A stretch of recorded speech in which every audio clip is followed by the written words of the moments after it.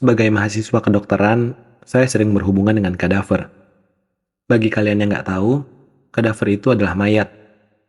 Mahasiswa kedokteran biasanya harus terbiasa dengan mayat semenjak pertama kali masuk perkuliahan. Kadang, ospeknya aja ada sesi berkenalan dengan kadaver. Tapi mungkin sekarang udah nggak ada lagi ya. Kali ini, cerita kita akan berkaitan dengan kadaver. Jadi, biar agak nyambung dengan ceritanya, saya akan jelaskan dulu sedikit tentang kadaver. Biasanya, mahasiswa kedokteran, terutama di pelajaran anatomi, pasti membutuhkan kadaver. Mayat manusia asli ini sangat berguna dan berjasa, karena hanya dari situlah mahasiswa-mahasiswa dokter baru bisa lihat secara nyata seperti apa bentuknya organ dalam tubuh manusia. Nah, pertanyaannya adalah, dari mana mayat-mayat yang digunakan untuk sebagai kadaver ini? Biasanya ada dua. Pertama, bisa dari hasil donor. Jadi, orang terkadang bersedia untuk menyumbangkan tubuhnya agar bisa digunakan untuk kemajuan dunia kedokteran setelah meninggal. Bisa juga karena orang yang meninggal karena kecelakaan atau hukuman mati. Dan tidak ada yang pernah mengklaimnya. Di Indonesia sendiri, umumnya, mayat tidak jelas yang tidak ada klaim dari rumah sakit umum selama 1 bulan akan langsung disumbangkan ke rumah sakit pemerintah. Nah, ceritanya, ini terjadi dengan teman saya yang dari Filipina. Ini cerita nyata. Jadi, saat itu satu kelompok 8 orang dapat satu kadaver. Mereka saat itu disuruh untuk menggambar anatomi organ. Salah satu anggota mendapatkan selembar kertas di kaki kadaver tersebut. Pada kertas itu, tertera angka-angka yang kelihatannya seperti nomor telepon. Penasaran, mereka akhirnya mencoba menelepon nomor tersebut. Sebetulnya menurut saya, anak-anak agak nekat mencoba menelpon nomor yang tidak jelas tersebut. Bagaimana kalau itu tersambung ke nomor orang yang berniat buruk? Atau seseorang yang ada kaitannya dengan kadaver semasa hidupnya? Sebagai mahasiswa, seharusnya kita tidak campur tangan terkait kadaver tersebut. Nah, saat ditelepon, ternyata tersambung, dan ada seorang perempuan yang mengangkatnya. Iseng-iseng mereka pun bertanya, apakah ada anggota keluarga yang hilang atau sejenisnya. Perempuan itu sangat syok, dan langsung mengkonfirmasi ciri-ciri badan, seperti tato di bagian badannya, serta tanda-tanda lainnya. Semuanya akurat. Akhirnya, di hari itu juga mereka datang ke universitas dan mengklaim kadaver itu kembali. Ternyata kadaver itu adalah ayah mereka yang sudah hilang berbulan-bulan. Mereka tidak dapat menemukannya hingga akhirnya ditelepon. Semua orang cukup tercengang dengan cerita itu, dan saya pribadi pun sangat penasaran. Kertas yang tertempel di kaki kadaver tersebut datang dari mana? Kadaver harus melalui proses pengawetan dengan direndam formalin selama beberapa bulan. Jadi, sepertinya tidak di saat itu. Jadi, hanya pada saat sampai ke universitas mungkin baru ketahuan. Beberapa orang pikir mungkin itu salah satu mahasiswa mengenali kadaver itu, sehingga diam-diam menulis nomor telepon. Tapi, tidak sedikit juga yang bilang, hantu kadaver itulah yang menuliskan nomor telepon itu. Tapi, setidaknya cerita itu berakhir dengan baik saya rasa.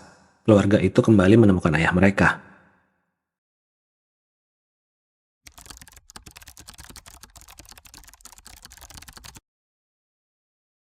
Cerita ini benar terjadi. Saya punya adik perempuan yang selisih umurnya 2 tahun di bawah saya. Sejak dia pindah rumah ke rumah mertuanya, dia sering sakit-sakitan. Hidupnya selalu kekurangan, tapi dia wanita yang gak mau tinggal diam. Dia mencari cara untuk mencukupi kebutuhan keluarganya dengan berjualan makanan di depan rumahnya. Alhamdulillah, dagangannya laris. Tapi sejak itu, dia malah makin parah sakitnya. Dia sering mengeluarkan darah berwarna kehitaman dari kemaluannya, seperti orang yang sedang haid dan perutnya sering sakit. Dia berobat ke dokter, sampai di USG. Dokter bilang dia hamil. Dia sering cerita ke saya tentang penyakitnya. Tapi dia senang waktu tahu kalau ternyata dia hamil. Saya nggak percaya pas saya lihat foto USG-nya. Saya bilang ini aneh. Kalau USG kandungan, gambarnya bulat biasanya apabila masih di awal kehamilan. Tapi ini seperti gunung kecil, hampir mirip segitiga. Saya anjurkan dia untuk beli test pack. Dia tes pakai test pack, hasilnya negatif. Coba sekali lagi, hasilnya sama, negatif juga. Sejak itu, dia mulai pergi berobat ke orang pintar, seorang kakek. Kakek itu bilang dia disantet. Ada sesuatu yang ditanam di depan rumahnya. Setelah 2 kali berobat dengan kakek itu, dia ngerasa enakan.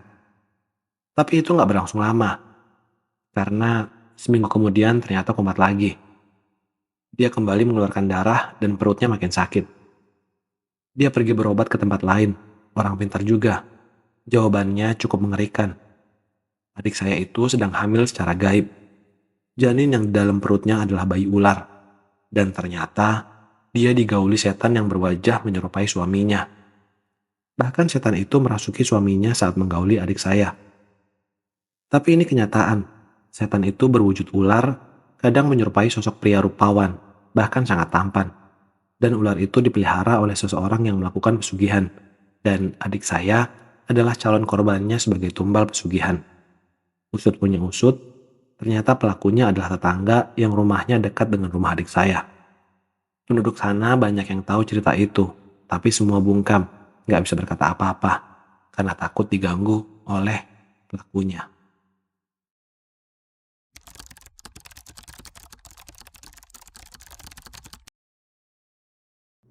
Waktu itu, aku masih kelas 3. Aku bersekolah di SMP favorit di daerahku. Waktu itu kurang lebih jam 12.30 siang. Tiba-tiba, teman sekelasku yang bernama Aryo dipanggil temannya dari kelas lain. Teman Aryo bilang kalau Lucy kesurupan. Lucy itu pacarnya Aryo. Spontan, Aryo langsung berlari meninggalkan kelas. Kebetulan saat itu jam istirahat.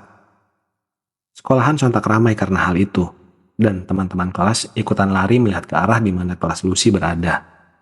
Tapi kami hanya melihat dari kejauhan, dan beberapa saat kemudian Lucy dibawa ke UKS. Kami pun membubarkan diri dan kembali ke kelas untuk melanjutkan kegiatan belajar yang akan dimulai. Esok harinya, aku merasa aneh karena Lucy berada di sekolah dengan ditemani ibunya. Lalu di kelas, teman-temanku mulai membicarakan awal mula dan keanehan yang terjadi pada Lucy saat kemarin dia kesurupan. Cerita yang kudengar, Lucy kesurupan ketika sedang belajar di kelas. Ia membuang sampah kertas keluar jendela dan mengenai pohon kelapa di samping kelasnya. Dan aku baru tahu kalau katanya pohon kelapa itu memang ada penunggunya. Dan setelah itu, Lucy seperti melihat sosok wanita berjalan di luar jendela. Ia pun sontak menunjuk-nunjuk ke arah sosok itu berada dengan wajah yang syok.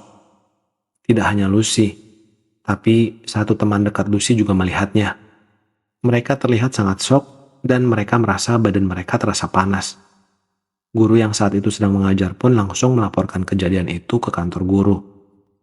Saat Lucy dan temannya didatangi ke kelasnya, mereka diminta menggenggam es batu yang dibawa guru untuk meringankan panas yang mereka rasakan. Tapi tidak begitu lama mereka menggenggamnya, es batu itu langsung mencair, seperti terkena suhu yang sangat panas.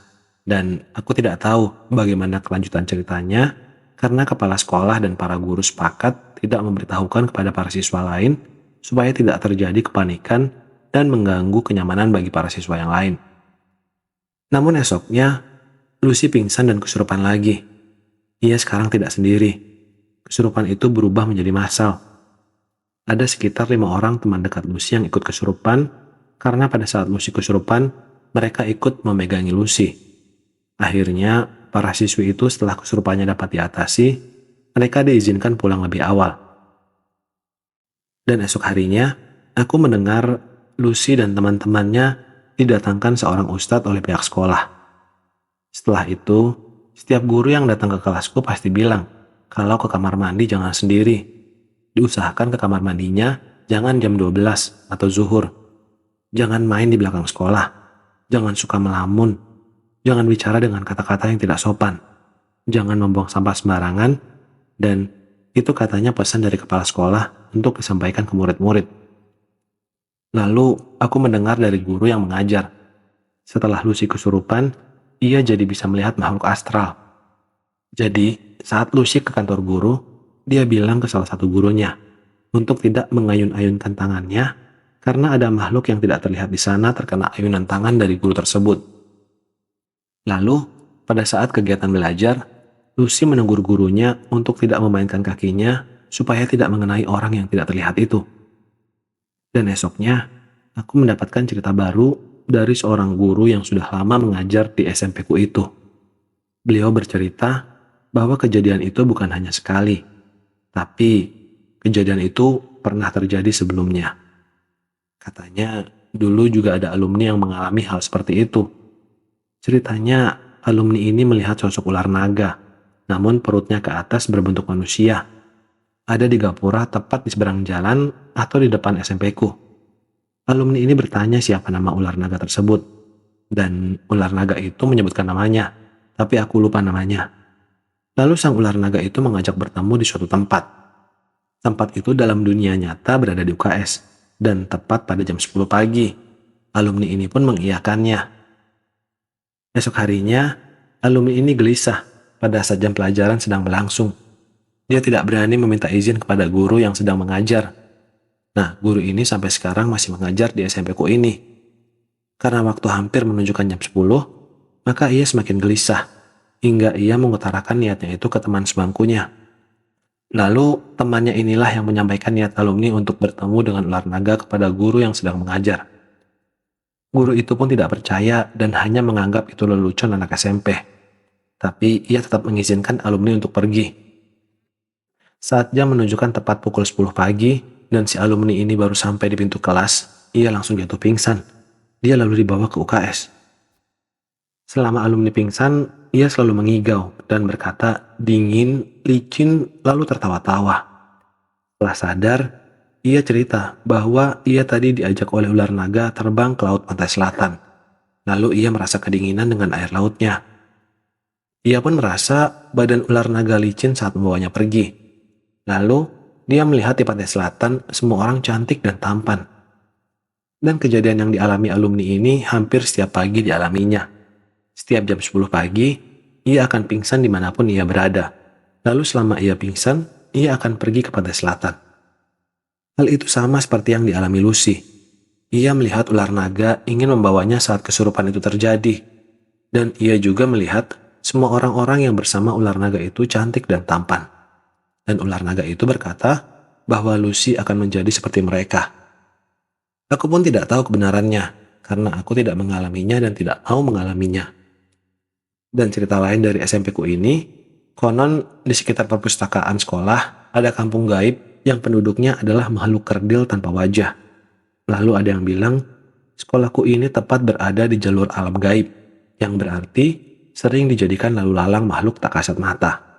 Dan faktanya, dulu sering terjadi kecelakaan di depan SMP. Bahkan banyak yang meninggal dunia.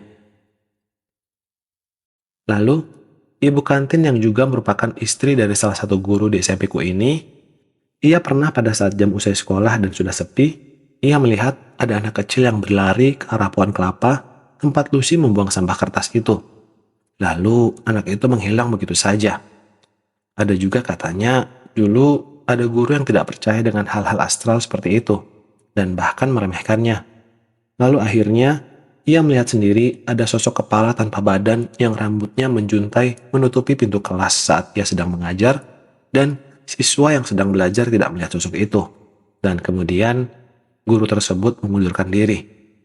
Ada juga siswa yang melihat kepala tanpa badan ada di depan jendela lalu siswa itu histeris di dalam kelas. Ya, mungkin itu sedikit kisah yang pernah aku alami di sekitarku. Aku yakin alam lain itu ada, bahkan berdampingan dengan kita. Yang penting, kita tetap menguatkan iman dan yakin bahwa manusia adalah makhluk yang paling sempurna yang diciptakan yang maha kuasa.